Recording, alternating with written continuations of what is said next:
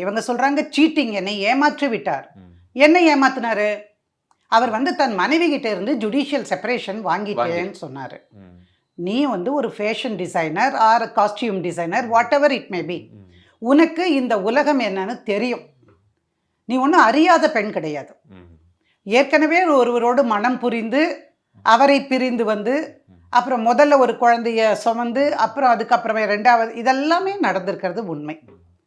அப்போ ஒரு ஆணிடம் நீங்க போய் உங்களை தன்னை கொடுக்கிறீர்கள் என்று சொன்னால் அவன் சொல்றதுனால மட்டும் யாரும் கொடுத்துட மாட்டாங்க சார். ஓகே, அப்படிதான் நான் பார்க்கிறேன் அதை.